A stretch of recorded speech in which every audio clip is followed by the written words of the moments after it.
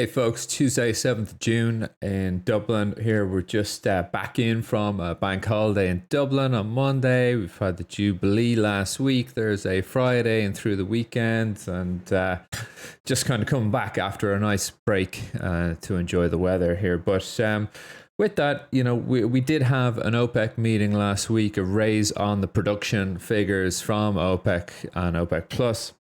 So I just thought, there's a lot to factor into oil and the oil trade at the moment. And I just thought I'd check in with a couple of these elements that we really have to be aware of at the moment. And it's a very complex picture at the moment for anyone kind of starting out to trade oil and looking to trade energy. So I just thought we'd have a little bit of a check in, and we certainly had a good discussion in the Discord room so far, and I think we'll continue to have for the time being. So with that, just wanted to cover a couple of things. So we'll get over. I'm just going to really outline what I'm going to do. I'm going to outline where we've come from and what has been moving oil over the past kind of 2 years, but more talking about the impact of what OPEC's decision last week has had, and essentially how nothing is really having an effect to bring oil down, right? So it's quite important for us to kind of monitor that as we go forward. Okay, so let's get over onto a whiteboard here. Supply and demand. Now, before we talk about kind of the more recent elements attempts by governments to bring down the price of oil, Joe Biden. We'll get onto this, but I want to kind of have a snapshot of where we are, right? And so, number one thing is that really has us where we are in higher pricing on oil is underinvestment in the oil field. Now, this is a slide from Bison Interest. That's from Josh at Bison Interest. So really, really well-respected oil and gas investor and analyst. And Josh Young. So check those guys out if you want. Really good analysts. But this is a fantastic graph here. Actually, sorry, this is a source, with Bloomberg Intelligence. So really, you can see here the capital expenditures in oil field services, for example, over the last 22 years. And obviously through 2020, everything got absolutely slashed. All right, the reinvestment got completely slashed down to 3.6 here. All right, 3.6 bill, I think this would be. So, 3.6 bill. Then, creeping out of the carnage of COVID, slowly unlocking vaccines, you're getting just a 0.3 billion added on there. But really, all the while in 2020, a lot of these oil companies were wide openly telegraphing that they were just cutting reinvestment by a huge amount, really until 2022 and mainly 2023. Okay, so you can see that 5.2 bill back here. I mean, we were in 2019 6.5, so we're almost back to that investment picture. Okay, the reinvestment picture. Okay, so that's just to give you an idea why we went to zero in 2020 April 4th, I think it was, and then climbing out of there. Okay, so we're climbing out of there quite rapidly on price in oil because with that underinvestment, therefore there is essentially a scarcity of supply with less oil being pumped out. Now OPEC, I'll get around to the kind of laundry list of elements that you have to factor in here in a minute, but I think that kind of makes sense to people. Okay, if there's underinvestment in the generation of supply and demand bounces back, just in some cases overnight in Asia, then the market kind of gets caught with its pants down in a way. All right, so. That's one thing to note. Okay, so we're almost back at the pre-COVID level 6.5, right? The other thing that I want to show you here, and this is from Bison Interest, this chart. This is the OPEC production target. Okay, so in an effort for OPEC to try and get a handle on oil and not to oversupply the market, but to certainly service the needs and requirements of the market coming back very fast, essentially from COVID. OPEC came out with their target of 400,000 barrels per day. Okay, and that was, I think we started that in August 2021. And ever since then, all the OPEC members have been adding on and boosting their production. Okay, boosting the production up to put more out in the market and to ease that supply picture that we just looked at. Okay, the supply picture constrained by underinvestment. Okay, so OPEC saying, right, we're going to ramp up production. However, you're seeing here now in April 2021, it was obviously August 2020 that they came with the agreement. I can't remember when it started to pump 400,000. I think, yeah, it was 2020 then, obviously. So you're seeing here that, the meeting of those targets, as in all of those OPEC members being able to produce at the target that they're being told to produce at, meeting that 400,000 barrels a day target. You can see it's just continually something that's not happening here, okay, through 2021, through 2022, and it's deepening, okay, it's deepening. So now what we had last week was, this is a miss of 2.7 million barrels per day here, right, that we reached in April. The OPEC meeting last week put a call on them to ramp up the 400,000 barrels a day to 600,000 barrels a day. So you tell me, and I'll give you a golden goose. You tell me, how are these members expected to produce 600,000 barrels a day when they're not even meeting the target of 400,000 barrels a day? They're missing by a huge amount. So this is the picture that we are at right now, and why oil is trading WTI 119.12 as I'm speaking. So just to give you kind of a picture of this here, and I mean, Reed's coming in here with the inflation in the background as well. It's just, we'll get into this. Okay, so before we go off this graph, before we gonna go off, let's just get off both those graphs. As we go forward now, remember, inflation has been driven by a couple of factors, but we could probably actually spin out here and do another little examination of, and I don't really want to spend too much time on inflation here, but inflation. Really, I talked about this in 2020 and 2021 when inflation was a big worry with the stimulus checks, right? We've gotten inflation from two things. One, government stimulus, the stymie checks.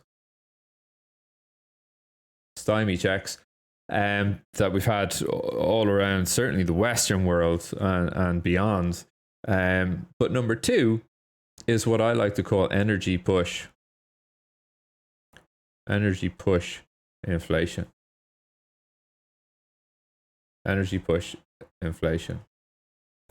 Because essentially when the price of oil goes up as much as it has, then that has a knock-on effect to the cost of foods, cost of transportation. For you to walk into a supermarket, it just didn't. The farmer did not just deliver that straight from. Well, in some shops he did, but in most supermarkets, the farmer did not just deliver that round to the supermarket and tootle back to his farm. In most cases, your goods have come across an ocean on a ship. And that ship is powered by good old crude oil or a refined product thereof. All right. Soybean production, textiles production, all these things rely on underlying, price of oil. All right. And when those gas prices or those oil prices go up, your end product good is going to go up as well. Okay, so for example, well, I'm not going to get into an example. That's pretty simple, right? So two things here for inflation. Okay, now I want to keep this really simple, right? Because you could literally spend thousands of hours listening to Bloomberg, listening to economists, but I just want to boil this down to simplicity here. Okay, so we're checking in. All right. So you're thinking, well, shit. Okay, Tim, how are we gonna, how are we gonna come off of these high prices? How? Okay, fine. You've convinced me. I care about the price of oil now. All right. Okay, fine. So how are we gonna fix this? All right. Well, Joe Biden, a local lad from these parts, has tried this, and he really has given it a wallop. And fair dues to him. I mean, he's he's been a little bit his team, it's quite obvious now that his team are not really well versed in the energy space, and there's a couple of reasons for that I would say that, but I'm not the only person that would agree with that statement. But walloping, going to Saudi Arabia and going to OPEC and asking them to pump production back in November, that's just not going to happen. I mean, that's a failure of the Biden team to really be aware of this graph here, right? And it was at November whatever here that when the misses on production targets were deepening, that Joe Biden and his team were asking OPEC to pump more. Well, they can't do it, right? They couldn't do it then, and they're not going to be able to do it now. And that's why we slammed down to 111, because there were people that would say, well, listen, this like me thinking, well, another 200,000 give or take barrels added onto supply. You got to sell that news. Well, we were selling the news and then buying the aftermath. So I don't want to wheel out the old phrase of buy the rumor, sell the fact, or sell the rumor, buy the fact.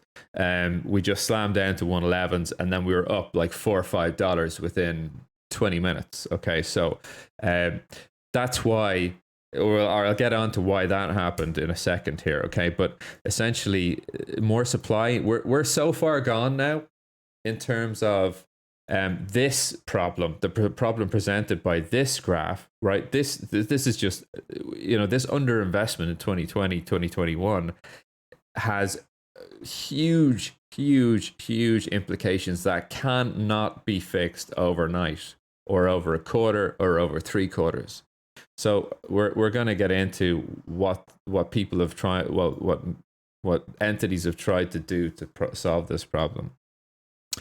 On the supply side, right? Okay, we have plenty of supply, but in getting there, you had OPEC plus pump more. OPEC pour. Well, actually, I need to make this a little smaller here. I'll just zoom out. There we go. So we had OPEC plus pump more, right? And that's not really worked, okay? Because essentially what's happened here, and something that's kind of nuanced, and Reed was very quick to pick up on this, and I was hearing it on Bloomberg at the time, but Reed was kind of the one that just woke me up to it and stopped me staying in a short last week. So OPEC are pumping more. However, on the demand side, you have refined products, right?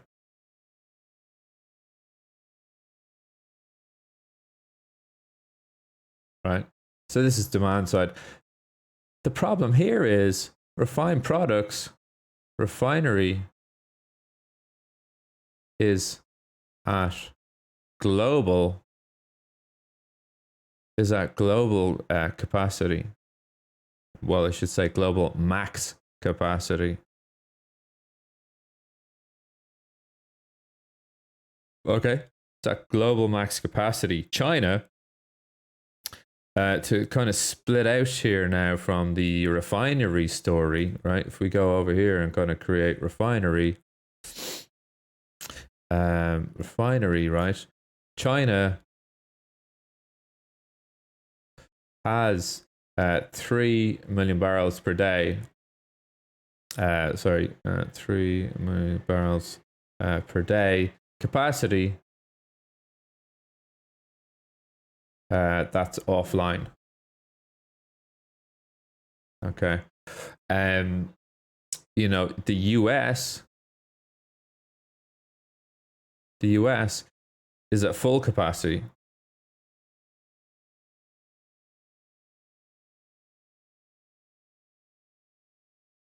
Okay. Now you could say, well, why is that? Why is that? Well, it's because when oil went negative, and COVID essentially happened, COVID knocked a lot of refineries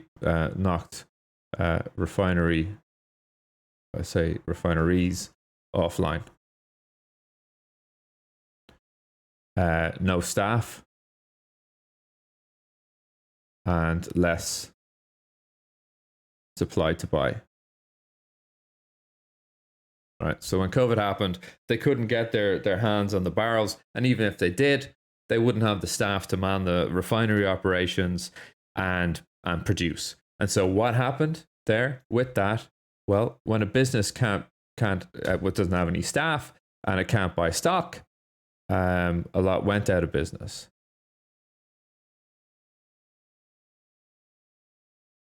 Right, now you can see this is a really layered story, right? But it's important because I feel it's important to get my thinking straight on this, and there are just so many working parts here.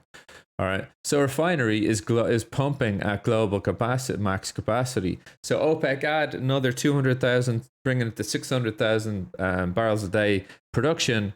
Yeah, whatever, it doesn't matter because the refinery picture can't handle it. Okay. Just reading some of these notes here.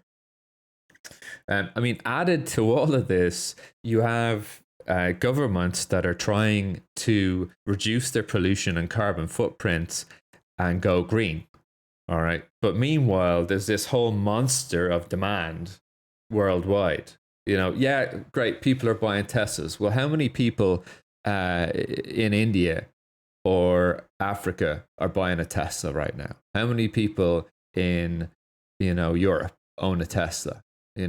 Not many. Okay, not many. The figures on that is electric vehicles will constitute 40% of all vehicle sales by 2050. Okay, we are a far way away from just clicking the fingers saying, Elon, thanks for all the great ideas. We don't need oil anymore. That's not going to happen today or tomorrow. So supply side, right? OPEC are pumping more. Refinery, though, is not happening fast enough to meet demand. Now, rig counts are rising in the US and globally, and China. There's another thing for the supply side. And guys in the room, pick me up on it if I miss out on this. But on the demand side, okay, we have this kind of stop-start on demand. Now, China, being in lockdowns there for the past kind of 2 months, has cut demand. So we've had China in lockdowns.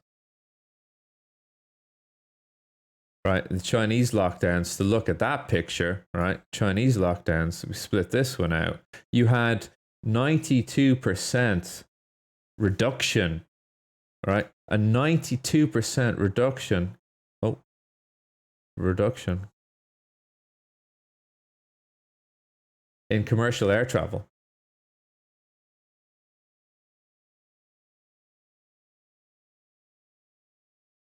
Over the last 2 months in China. 92%.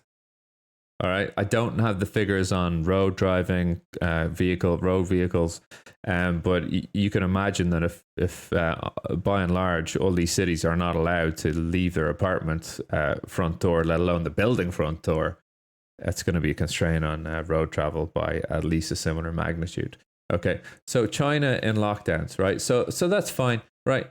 China in lockdowns has kind of helped oil stay stagnant, oil price stay just a little bit stagnant leading up to this OPEC announcement, because the demand was not there from Asia to really put a push on price and demand as much as there have been. But guess what? Now China is coming out of lockdown, and they have done over the last 2 weeks, albeit a kind of a staggered, soft unlocking of these economies in a way from COVID lockdowns.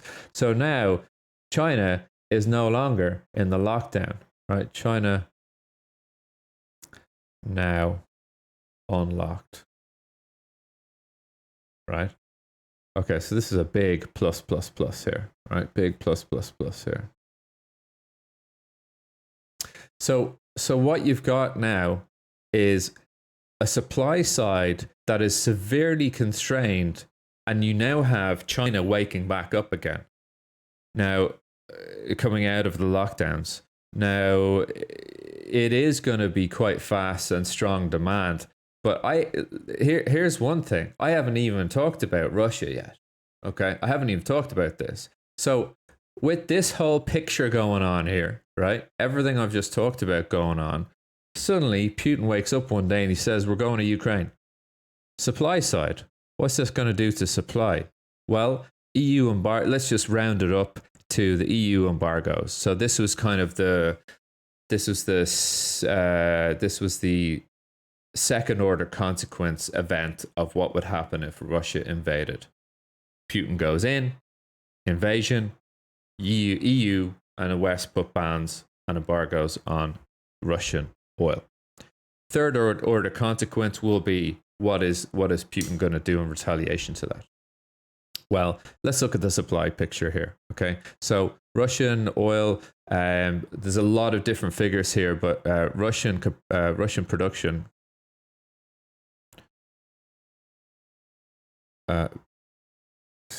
Russian production -3 mil barrel per day. Now, a lot of people will say it's this and it's that, and it's a lot of guesstimation going on there. But essentially, I think it's about -3 million barrels a day, and there's others that are there with me on that one. But Russian production, okay, that's -3 million barrels a day out of the OPEC Plus agreement. Okay. Well, hold on a second. Didn't you say that OPEC just agreed to pump 600,000 instead of 400,000 extra barrels a day? Well, yeah, I did.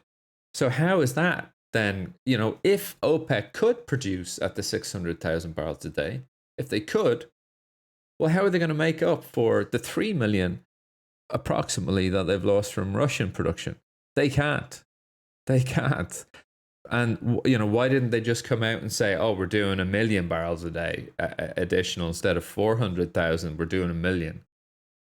The reason why they came out and said that is because they can't do 1 million. They can barely do the 600,000.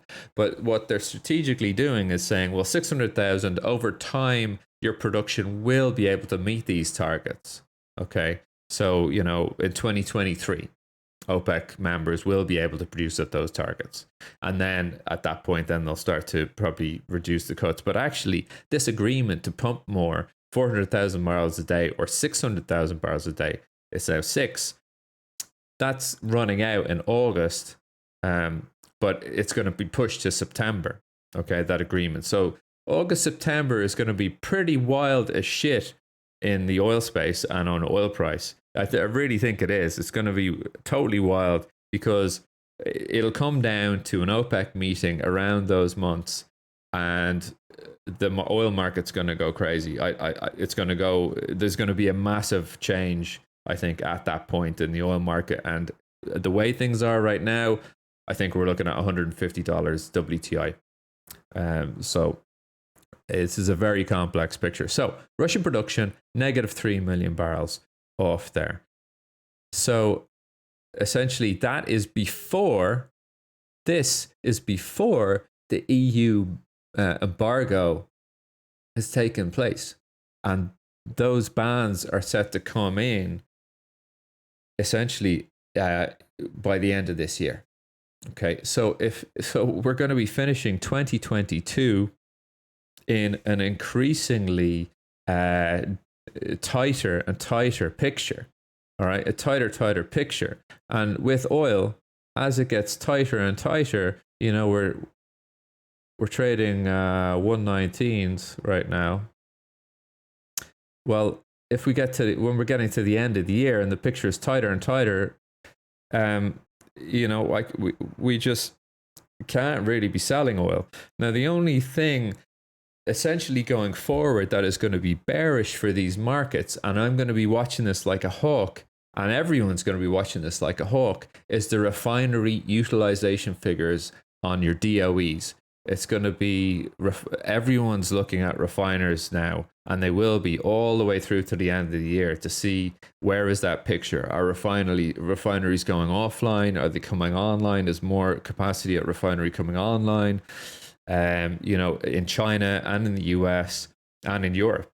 And that is what can be bearish for oil. Okay, increased refinery capacity and utilization. Forget the supply picture, because essentially what we've had on supply already here, just to kind of tidy this up a wee bit, adding to the supply picture here, is SPR release 1 and 2. The first one I think was 60 million barrels. The second one, I think it was about 120 million barrels. Okay. Now, these are coordinated global releases. Okay. So it's not just the US doing this on its own.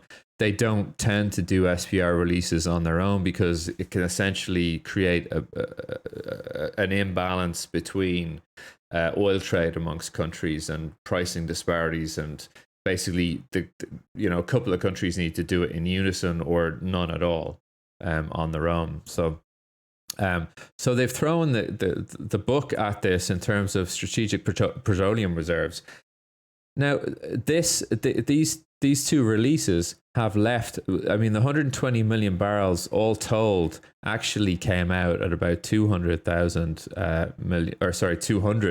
million barrels all in, when you account for the international cooperation on that. But added to this, and you're probably really thinking, all right, Tim, we get it, but we don't get it. You wrap it up. But essentially, the SPR releases have left SPR storage, at around 200 million barrels. All right, that's what's left in the tank, in the salt caves in Missouri, I think it is. That's what's left there. All right. Added to this, global spare capacity. The global spare capacity is in how much countries all around the world collectively have as a percentage of current production. All right. How much can they pump if asked to pump more? Well, it's currently around 4%. Not that much. Now, you'd say, well, are Saudi Arabia or UAE, are they going to, they have spare capacity out the yin yang. All right. But history will teach us that Saudi will not increase their production alone. Okay. Because they had a bad experience of this in the 70s, where they did go ahead and produce on their own, and no one else pumped in OPEC or around the world, and they essentially almost crashed their own main source of income, the price of it. Well, not crash, but they were reducing. A country that's so reliant on the price of oil, if they're increasing production, then price of oil comes down, and no one else is feeling the heat by increasing production. Well, essentially, they're just left out there on their own, trying to save the world, and it's not good. No one gives them thanks for it, right? So they're not going to do it. UAE have said that they want to do another million barrels a day, but are they going to do it on their own? Are they going to do it with Saudi? Who knows? So these are some of the big political things that we're gonna be tuned into closely over the coming months, especially when we come to August, September time. Will Saudi and UAE put together a pact and just decide, right, we'll do it together, we'll increase production here? But more importantly, we don't really care about the production right now. We care about the refinery utilization and capacity. All right, so that's pretty much all I've got for you on oil right now. I mean, I don't know. I've probably left something out. I mean, this is like, Peep's Diaries here. There's just so many elements to this. It just goes on and on and on, the saga of oil. But remember that with this higher oil price, inflation is not going to, fine. We're coming off of we've totally come off the stimulus checks, but we still have energy push inflation pushing those costs of goods higher and higher. Okay, so yeah, if anyone has any questions or queries on this, please do reach out to me on YouTube, or you can send me an email, tim@duggancapital.com. Please do click to like and subscribe, and join us in the Discord room. Just go to duggancapital.com for that one. All right, hope this was useful. Hope people got something out of this. Have a good session. I'll talk to you soon. Bye.